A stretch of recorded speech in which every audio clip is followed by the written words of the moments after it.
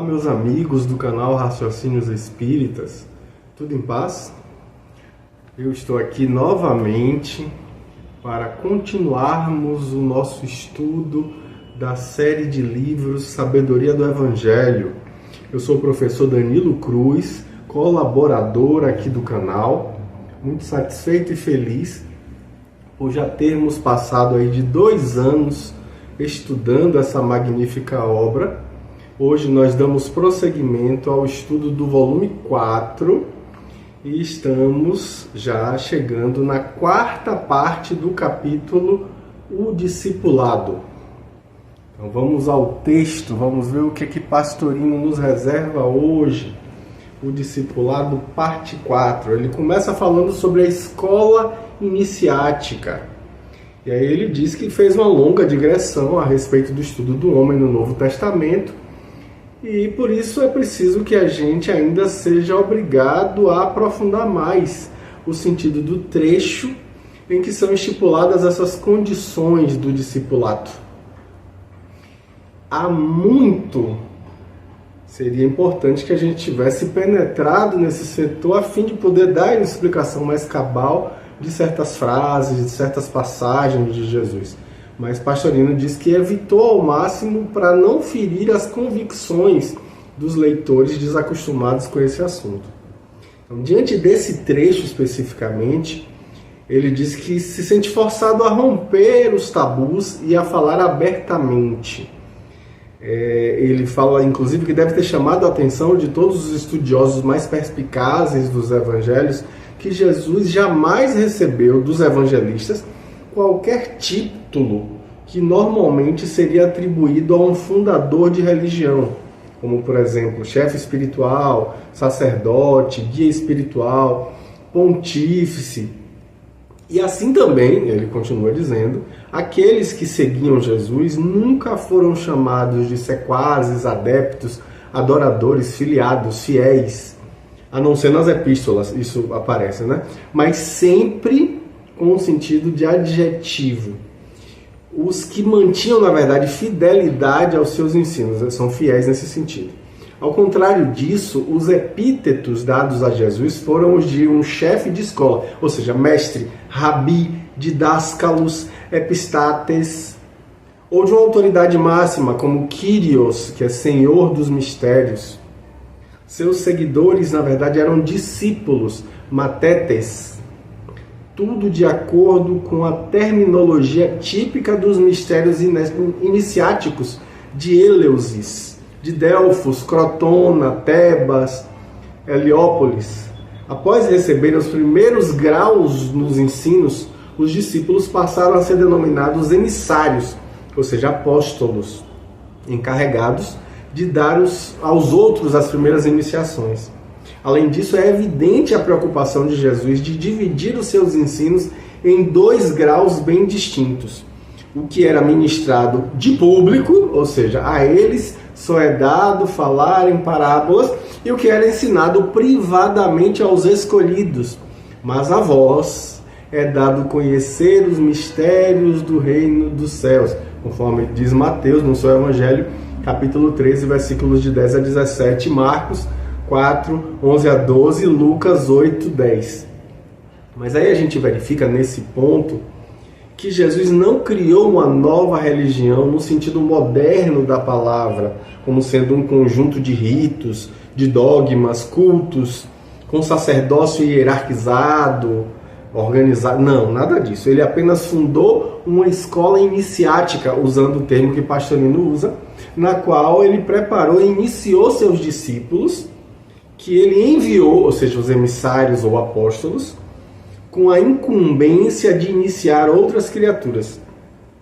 Estas, por sua vez, foram continuando o processo e quando o mundo abriu os olhos e percebeu, estava em grande parte cristianizado. Quando os seres humanos perceberam e estabeleceram a hierarquia e os dogmas, começou a decadência do processo. A escola iniciática foi fundada por Jesus, foi modelada pela tradição helênica,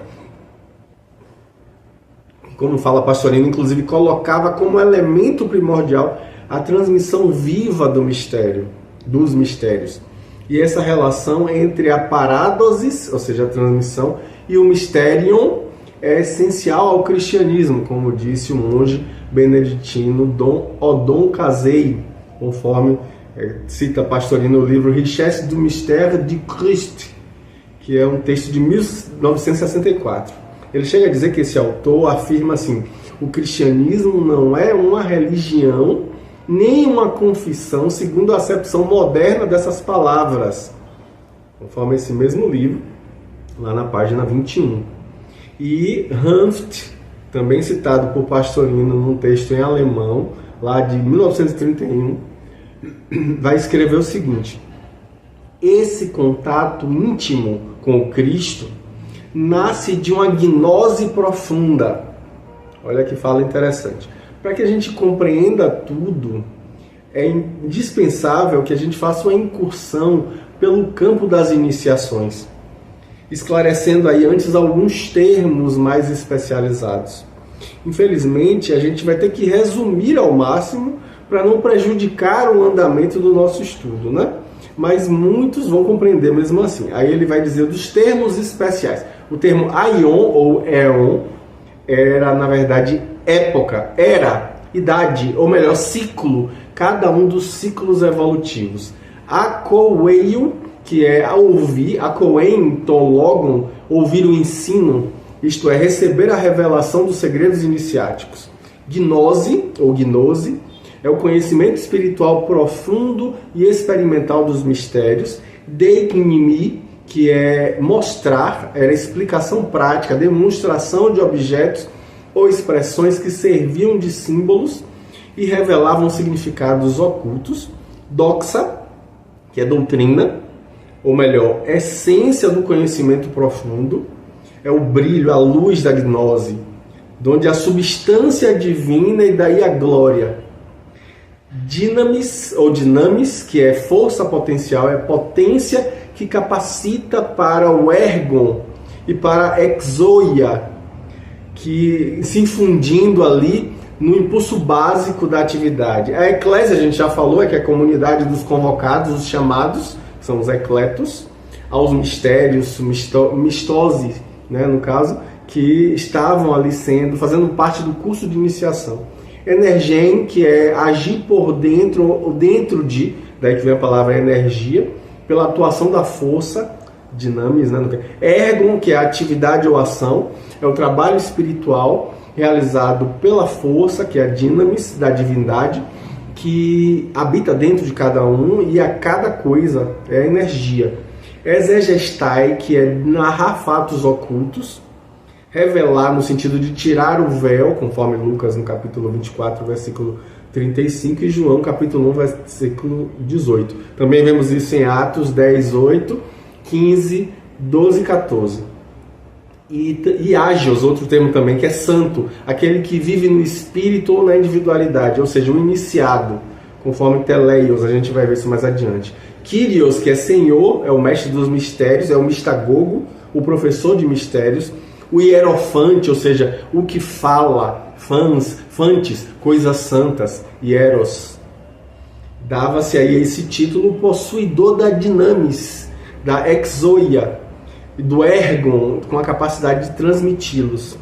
Exoia é o poder, capacidade de realização, ou melhor, autoridade, mas que provém de dentro, não foi dada de fora. Leiturgia, que é liturgia, que é o serviço do povo, é o exercício do culto crístico na transmissão dos mistérios. Legômena, que são palavras reveladoras, é o ensino oral proferido pelo mestre e que se tomava aí como sendo o ensino ouvido, é o logos akois, pelos discípulos, né? O logos, que é o ensino, que é iniciático, né? Que é a palavra secreta que dava a chave da interpretação dos mistérios. A palavra, que é energia ou som, segundo o aspecto da divindade, conforme a gente já viu, né? Monumenta, que são os monumentos, ou seja, os objetos e lembranças para manter viva a memória. Mistagogo, que não é o mestre dos mistérios, que é na verdade o hierofante, né? Mysterion é a ação ou divindade né, que experimenta aí, o iniciado experimenta para receber essa iniciação, de onde o ensino revelado apenas aos perfeitos, aos teleios, ou santos, ágios, mas que devia permanecer oculto aos profanos. Oikonomia, ou economia, né, dispensação, literalmente, a lei da casa, a organização da casa, a vida íntima de cada iniciado e sua capacidade na transmissão iniciática a outros, de modo geral, era o encargo recebido do mestre, né? Orgue ou orge, que é a atividade ou ação sagrada, o orgasmo experimentado na união mística, onde a exaltação espiritual pela manifestação da divindade, erradamente interpretada como ira. A palavra também parábola é um ensino profundo sob forma de uma narrativa popular com um verdadeiro sentido oculto através de metáforas, símbolos, analogias. Paradidome, que é o mesmo que o latim tradere, ou seja, transmitir, entregar, passar adiante o ensino secreto. Paradosis, que é a transmissão, entrega dos conhecimentos, das experiências dos ensinos ocultos, é o mesmo que o latim traditio. Paralabanain, que é na verdade um ensino secreto, a palavra ouvida, tornando-se conhecedor dos mistérios e das instruções. Patem, que é experimentar, sofrer uma experiência iniciática pessoalmente, dando aí um passo decisivo para receber o grau e passar adiante. Pleroma, que é a plenitude da divindade na criatura, é a plenitude de vida, de conhecimento, etc. Redenção é a libertação do ciclo de encarnações na matéria, é o Kiklosananke, que a gente já falou aqui também, pela união total e definitiva com Deus. Santo é o mesmo que perfeito ou iniciado. Semeion é sinal físico de uma ação espiritual, é a demonstração de um conhecimento, a demonstração da gnose, da força, da dinamis, do poder da exoia, ou da atividade ou ação, ergon. O sinal é sempre produzido por um iniciado e serve de provas de seu grau. Ali está provando que realmente ele está naquele grau. Sofia é a sabedoria obtida pela gnose, é o conhecimento proveniente de dentro, das experiências vividas, que não deve confundir-se com a cultura, com a erudição do intelecto. Esfragis é o selo, é a marca indelével espiritual recebida pelo espírito, embora invisível na matéria, mas que assinala a criatura como, na verdade, pertencente a um senhor ou mestre. Símbolos é símbolo ou expressão de uma coisa secreta que é incompreensível aos profanos e só é percebida pelos iniciáticos, pelos iniciados, como pão, vinho, etc. Sotéria é salvação, ou seja, a unificação total e definitiva com a divindade que se obtém através da redenção plena. Teleios, que a gente falou agora há pouco, é o finalista, o que chegou ao fim de um ciclo, iniciando um novo ciclo. O iniciado nos mistérios, o perfeito ou santo. Telestai é ser iniciado. É a palavra do mesmo radical que teleutan, que significa morrer, e que exprime finalizar alguma coisa, terminar um ciclo evolutivo. Traditio ou traditio é transmissão, é tradição no sentido etimológico, é transdare, dar além, passar adiante. O mesmo que o grego paradosis. E aí a gente vai para a tradição, que Pastorino vai dizer que Dom Casey, que a gente citou agora há pouco, escreve que Hanft estudou de modo preciso a noção da tradição, não só como ela era praticada entre os judeus, mas também em sua forma bem diferente entre os gregos, muito especialmente entre os adeptos dos doses, é a transmissão secreta feita aí aos mistos, da misteriosa sotéria. Mistérios de traditions, paradoses, né, que tinha uma grande importância. Essa participação aí que vai fazer com que o círculo dos eleitos, dos escolhidos, a cada passo ali vai sentindo a confirmação de que Jesus fundou uma escola iniciática quando ele emprega os termos que são privativos das iniciações helênicas da época, conforme a gente vê que muitos são chamados, mas poucos escolhidos. Mateus, capítulo 22, versículo 14. Então, as características das religiões greco-orientais, é bem nítido isso. A gente vê o tradition, os paradoses, são, pois, palavras que exprimem a iniciação aos mistérios. Trata-se, portanto, não de uma iniciação científica, mas sim religiosa profunda, realizada ali no culto. Para o misto, constitui uma revelação formal, a segurança vinda das realidades sagradas e de uma santa esperança. Graças a essa tradição, a revelação primitiva passa às gerações posteriores e ela é replicada no ato de iniciação. E o princípio fundamental aplica-se ao cristianismo. E aí ele vai dizer que, inclusive, o mesmo autor prossegue dizendo que nos mistérios, quando o pai mistagogo comunica ao discípulo o que é necessário ao culto, essa transmissão, na verdade, tem o nome de traditio, que é passar adiante, E o essencial não é a instrução, mas sim a contemplação, tal como conta Apuleio.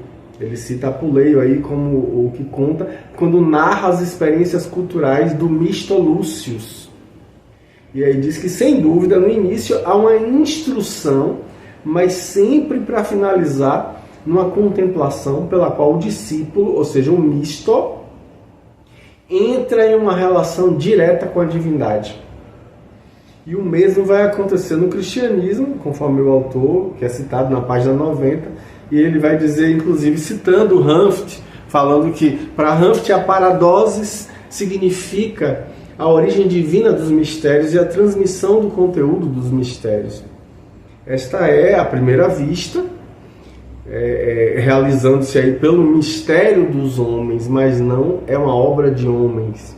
É Deus que ensina através desses homens. O homem é apenas um intermediário, um instrumento desse ensino divino.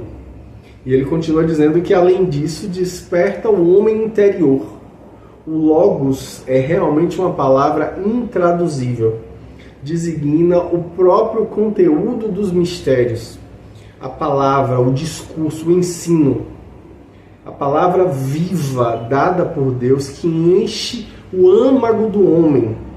E aí Pastorino vai dizer que no Evangelho a parádosis é constituída pelas palavras ou ensinos, é o logoi, de Jesus, mas também simbolicamente pelos fatos narrados, que necessitam aí de uma interpretação que inicialmente era dada verbalmente pelos emissários e pelos inspirados que os escreveram aí com um talento superior de muito ao humano, deixando, na verdade, todos os ensinos profundos velados, para só serem perfeitamente entendidos pelos que verdadeiramente tivessem recebido nos séculos seguintes a revelação aí do seu sentido oculto, que fosse transmitida quer por um iniciado encarnado, quer diretamente manifestada pelo Cristo interno. Olha que interessante, né? E aí Pastorino vai dizer que os escritores que conceberam a parádosis no sentido helênico foram sobretudo João e Paulo. Já os sinópticos interpretam mais no sentido judaico, excetuando-se por vezes Lucas, que era grego, de Antioquia, né? Por sua convivência aí com Paulo e com outros, quando reproduziam fielmente as palavras de Jesus. Se nós recordarmos os mistérios de Eleusis, que é uma palavra que significa advento, chegada, do verbo eleusomai, ou seja, chegar, ou de Delfos, e até mesmo os de Tebas, Óbidos, ou de Heliópolis, veremos que o Novo Testamento concorda seus termos com os deles. O Logos transmitido por Jesus é recebido pelos discípulos. Só que Jesus apresentou, na verdade, um elemento básico a mais: Cristo. E aí é preciso que a gente vá lá a Paulo, quando ele diz: recebi do Kyrios o que vos transmiti. Na primeira carta aos Coríntios, capítulo 11, versículo 23. Então esse mesmo Paulo que define a parádosis como de homens segundo os elementos do mundo e não segundo Cristo, lá na carta aos Colossenses, capítulo 2, versículo 8, utiliza todas as palavras da iniciação pagã, aplicando-as à iniciação cristã. Parádosis, sofia, logo, mysterion, dinamis, ergon, gnose, termos que foram, na verdade, empregados também pelo próprio Jesus. Nessa hora, Jesus fremiu no santo pneuma e disse: Abe Naute, Pai, Senhor do céu e da terra, porque ocultaste essas coisas aos sábios e hábeis e as revelaste aos pequenos. Sim, Pai, assim foi de teu agrado. Tudo me foi transmitido por meu Pai. E ninguém tem a gnose do que é o Filho, senão o Pai. E ninguém tem a gnose do que é o Pai, senão o Filho. E aquele a quem o Filho quer revelar. Que é revelar no sentido de tirar o véu. E voltando-se para os discípulos, disse: Felizes os olhos que veem o que vedes. Pois digo-vos que muitos profetas e reis quiseram ver o que vedes e não viram, e ouvir o que ouvides e não ouviram. Está lá em Lucas capítulo 10, versículos de 21 a 24. Então, o pastorino vai dizer que nós temos uma impressão perfeita de que se trata de ver e ouvir os mistérios iniciáticos que Jesus transmitia aos seus discípulos. E João afirma categoricamente: ninguém jamais viu Deus. O Filho unigênito que está no Pai, esse revelou. Termo aí exegesato, né, que na linguagem dos mistérios, está lá em João capítulo 1, versículo 18. E aí o pastorino vai falar sobre a palavra ouvida, e ele diz que a transmissão dos conhecimentos da gnose compreendia a instrução oral e o testemunhar das revelações secretas da divindade, fazendo com que o iniciado participasse de uma vida nova em um nível superior. O homem novo de Paulo, conhecendo doutrinas que deveriam ser fielmente guardadas, com a rigorosa observação do silêncio em relação aos não iniciados. Conforme a gente vê lá no texto do Evangelho: não deis as coisas santas aos cães. Fala Mateus no capítulo 7, versículo 6. Daí ser a iniciação uma transmissão oral, o logos ako, ou seja, a palavra ouvida, o ensino ouvido, que não pode ser escrito, a não ser uma espécie de metáforas, enigmas, parábolas, símbolos. Esse logos não deve ser confundido com o segundo aspecto da divindade. A gente já viu isso no volume 1 e no volume 3. Aqui logos é um ensino. Vimos isso no volume 2 e no volume 3 também. Então, o Novo Testamento nos faz conhecer esse modus operandi. Paulo diz, numa construção toda especial e retorcida, para não falsear a técnica, ele diz assim: ó, eis porque não cessamos de agradecer a Deus, porque recebendo o ensino ouvido por nosso intermédio de Deus, vós o recebestes não como ensino de homens, mas como ele é verdadeiramente, o ensino de Deus, que age em vós que credes. Está na primeira carta aos Tessalonicenses, capítulo 2, versículo 13. E aí, pastorino vai dizer que o papel do misto é ouvir, receber pelo ouvido o ensino, o logos, e depois experimentar, como diz Aristóteles, já citado por pastorino, né? Não apenas aprender, mas experimentar. Esse trecho aí mostra como o método cristão do verdadeiro e primitivo cristianismo, o de Jesus e de seus emissários, tinha uma profunda conexão com os mistérios gregos, de cujos termos específicos e característicos Jesus e seus discípulos se aproveitaram, elevando aí, porém, a técnica da iniciação à perfeição, à plenitude, a realidade máxima do Cristo cósmico, como aponta Pastorino.